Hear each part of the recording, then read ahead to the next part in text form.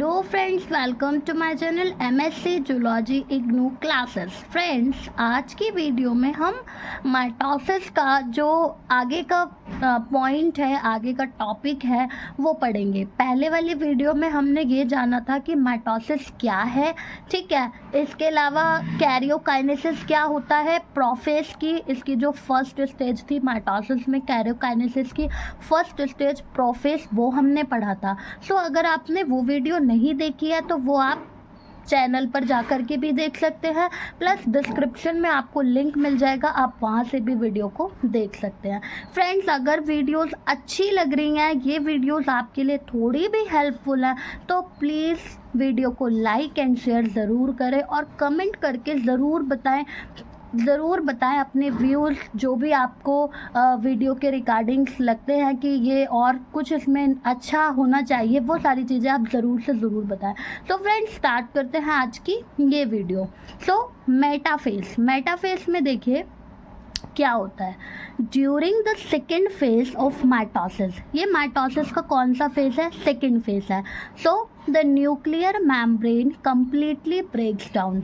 इसमें जो nuclear membrane है वो पूरा ब्रेक डाउन हो जाएगी, मतलब कि टूट जाएगी, leading to genetic material dispersion throughout the cells protoplasm. और क्या करेगी? जो जेनेटिक मटेरियल होगा उसका डिस्पर्जन कर देगी पूरे सेल के प्रोटोप्लाज्म में, ठीक है। This phases generally takes anywhere between 2 to 10 minutes to complete. ये जो फेज है ये 2 से 10 मिनट लेता है कंप्लीट करने के लिए प्रोसेस को। At this point the final configuration of chromosome condensation becomes visible under a microscope. So इस पॉइंट पर हमें फाइनल कन्फिग्रेशन जो है क्रोमोसोम्स का, वो माइक्रोस्कोप में विजिबल हो जाएगा, राइट। आगे देखिए, क्रोमोसोम मॉर्फोलॉजी जो है उसमें हम क्या देखेंगे? Apparent as the centromere links to sister chromatids, ठीक है। जो सेंट्रोमर है वो 2 सिस्टर क्रोमैटिड से जुड़ा हुआ है और क्या फॉर्म करेगा? मेटाफेज क्रोमोसोम फॉर्म कर देगा, right. On the surface of the centromere की सरफेस पे टिनी डिस्क शेप्ड स्ट्रक्चर्स होते हैं जिन्हें नाइटोकोर्स बोला जाता है, ठीक है। टिनी डिस्क शेप के स्ट्रक्चर्स होंगे जिन्हें क्या बोला जाएगा? नाइटोकोर्स बोला जाएगा। And these microtubule structures are attachment points. ये जो माइक्रोट्यूब्यूल स्ट्रक्चर्स होंगे ये एक अटैचमेंट पॉइंट का काम करेंगे कुछ क्रोमोसोम स्पिंडल फाइबर्स के लिए, ठीक है, और सेल के सेंटर की तरफ ये मूव करेंगे। The equatorial resting position of all chromosomes is characterized by the attachment of sister chromatids to each chromosome's cytochrome। जो इक्वेट्रियल रेस्टिंग पोजीशन जो होगी क्रोमोसोम की, ठीक है, वहाँ पर क्या होगी? अटैचमेंट होगी सिस्टर क्रोमैटिड्स की, ठीक, हर क्रोमोसोम के नाइटोकोर से, जो कि क्या करेंगे? कनेक्ट करेंगे क्रोमैटिड को each pole towards the spindle fibre की तरफ, right.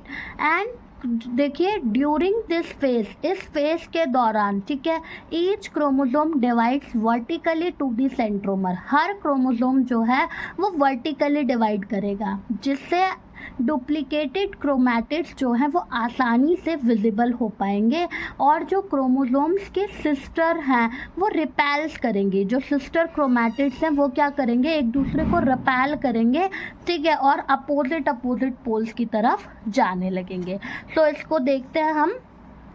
You can see in this diagram, देखिए। सो यहाँ पर हमारा क्या है? That is the centromeres at spindle pole, ठीक है। ये जो है नाइटोकोर माइक्रोट्यूब्यूल्स है और ये आपकी क्रोमैटिड्स है, ठीक है। धीरे धीरे ये अपोजिट पोल्स की तरफ मूव करना शुरू करेंगी। सो अगला स्टेज हमारा एनाफेज का है, जिसे हम स्मॉलेस्ट स्टेज कहते हैं।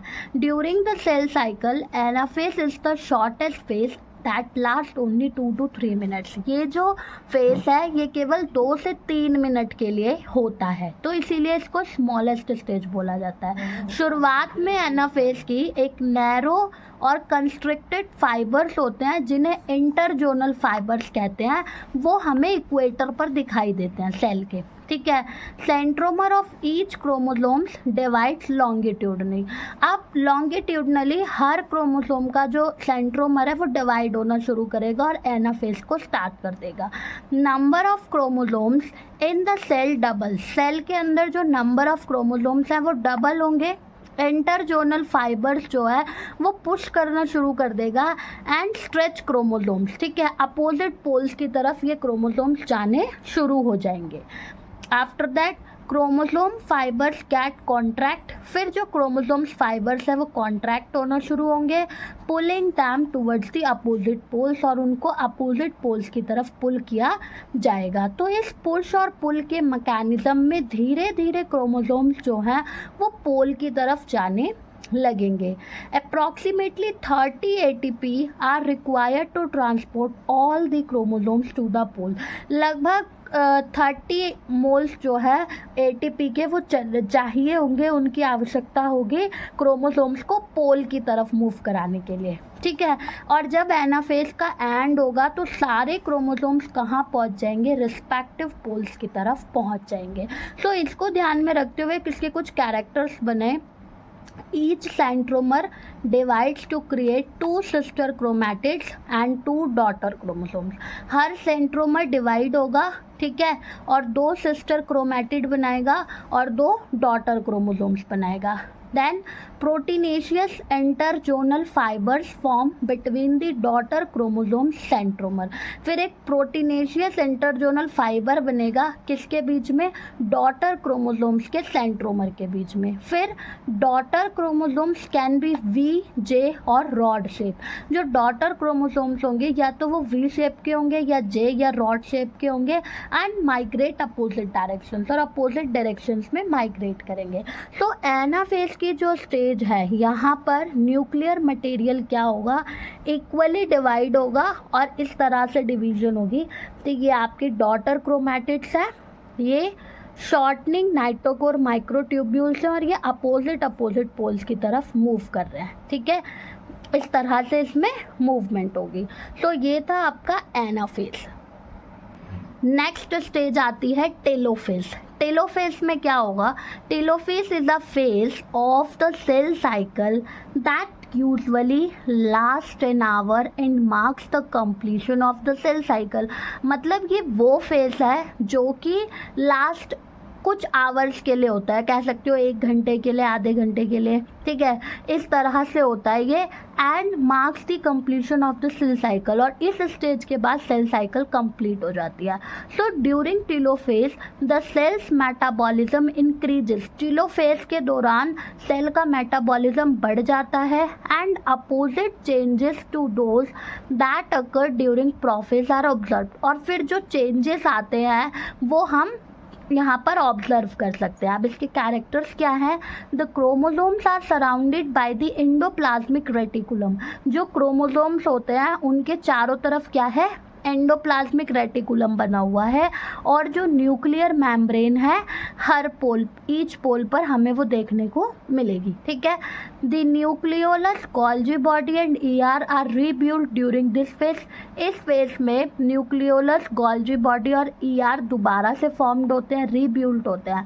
Chromosomes decondense into nuclear chromatin. Chromosome जो है वो डिकंडेंस हो जाता है और न्यूक्लियर क्रोमैटिन की फॉर्मेशन होती है, ठीक है। The astral and spindle fibres are absorb during telophase.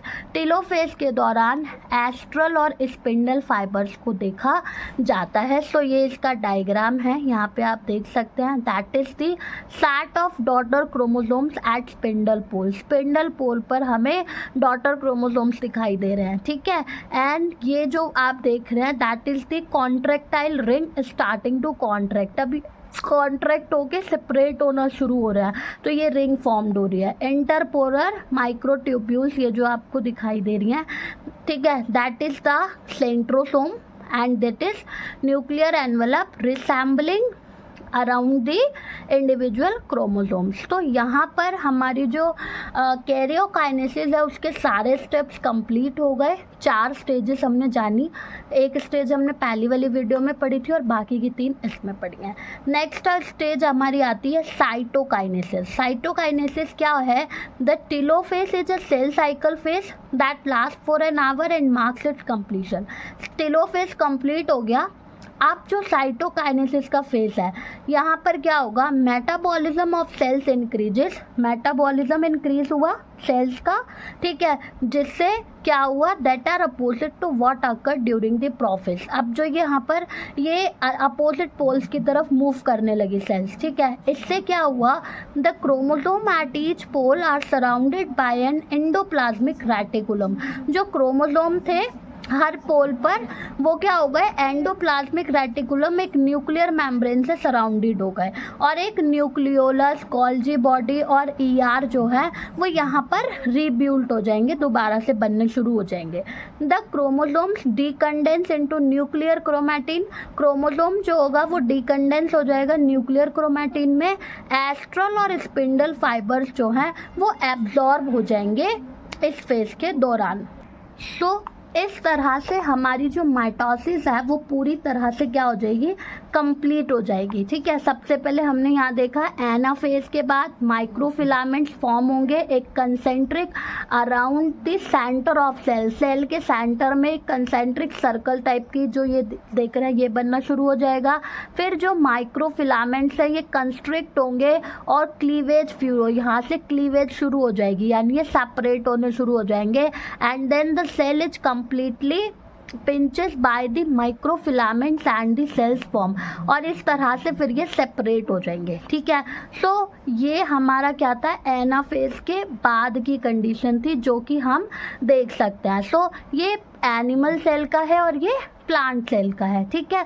यहाँ पे प्लांट सेल के बारे में दिखा रखा है कि किस तरह से प्लांट सेल्स में कंप्लीटली जो सेल्स हैं वो डिवाइड होती हैं। सो माइटोटिक सेल डिवीजन की इम्पॉर्टेंस क्या है कि माइटोसिस एक क्रूशियल स्टेज होती है डेवलपमेंट ऑफ लिविंग ऑर्गेनिज्म। किसी भी लिविंग ऑर्गेनिज्म के डेवलपमेंट में जितने भी ऑर्गेनिजम्स हैं उनकी जो लाइफ है वो एक सिंगल सेल से शुरू होती है जिसे जाइगोट कहते हैं, ठीक है। माइटोसिस जो होता है ये बहुत ज़रूरी है as it produces new cells, replaces damaged ones such as skin cells. Many unicellular organisms use mitosis as their primary or sexual reproduction process, ठीक है।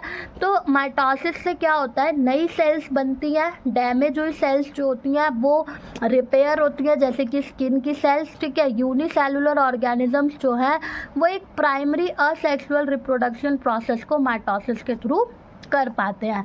Cell function disturbs the ratio between the nucleus and the cytoplasm which requires cell division to restore its original value.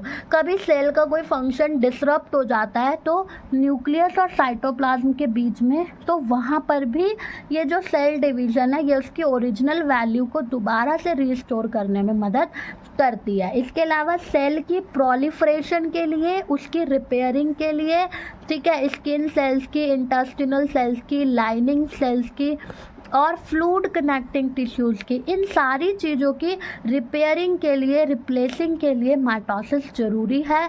Mitosis जो होता है apical और lateral cambium में भी होता है प्लांट्स के अंदर, ठीक है। माइटोसिस एक फंडामेंटल बायोलॉजिकल प्रोसेस है जो कि सारी लिविंग थिंग्स में होता है। इट मेंटेन्स लीनियर हेरिडिटी, ये लीनियर हेरिडिटी को मेंटेन करता है किसी भी ऑर्गेनिज्म की, उसके अंदर क्रोमोसोम के प्रोपोर्शन को और जेनेटिक कंसिस्टेंसी को जनरेशन टू जनरेशन मेंटेन करके। इसके अलावा रीजनरेट और रिपेयरिंग डैमेज टिश्यू, ये इसका सबसे इम्पॉर्टेंट काम है। तो इस तरह से हमने माइटोसिस को कम्प्लीटली जाना है। फ्रेंड्स, अगर कोई डाउट है, कोई कन्फ्यूज़न है तो वो आप कमेंट में पूछ सकते हैं। वीडियो अगर अच्छी लगे तो प्लीज़ वीडियो को लाइक करें एंड ज़्यादा से ज़्यादा शेयर करें। मिलेंगे नेक्स्ट वीडियो में। Thank you.